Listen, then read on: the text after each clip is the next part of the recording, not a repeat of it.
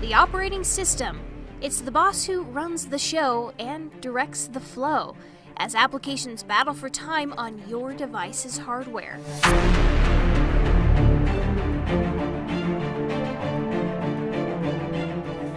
At the beginning of 2011, Apple's iPhone and the accompanying iOS held about a quarter of the smartphone market, an impressive feat from a single company with a short list of devices.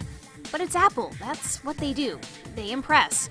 So what other operating systems are out there, and can one of them dethrone the king? Google's Android is a favorite among manufacturers, and it's no surprise.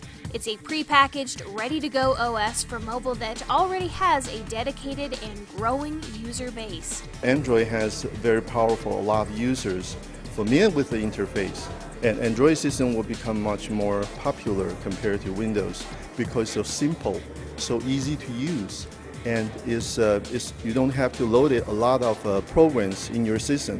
With such a ready-made solution, why go elsewhere?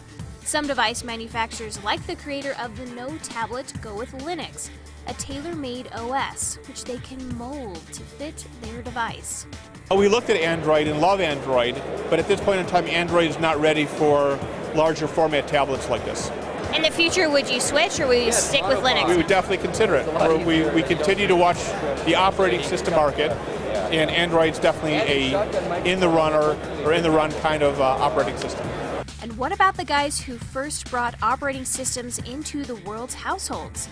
Since rebooting from Windows Mobile to Windows Phone 7, Microsoft is racing to keep up with the competition.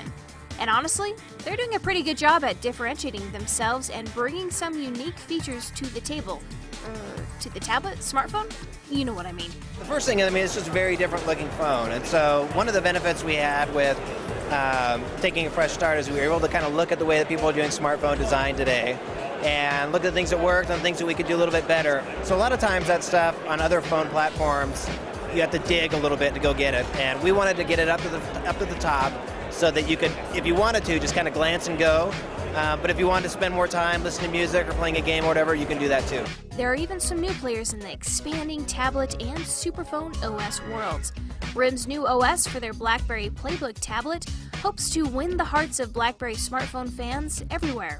What's really cool about this application environment is it's fast, it's robust, it's secure, but it also allows us to be really flexible. So the thing would be that we've got a lot of options for developers who want to build to the platform. If you've already got web applications running, it's really easy to target the platform.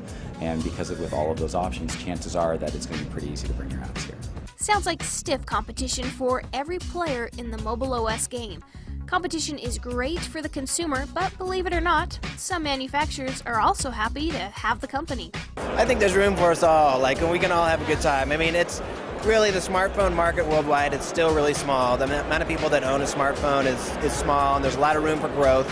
And there's millions of people across the world now that have feature phones or maybe an older smartphone that they're looking to change and upgrade into something new. With so many operating systems, BlackBerry, Windows Phone 7, Android, iOS, Linux, and more, we have a tough choice the next time we buy a mobile device.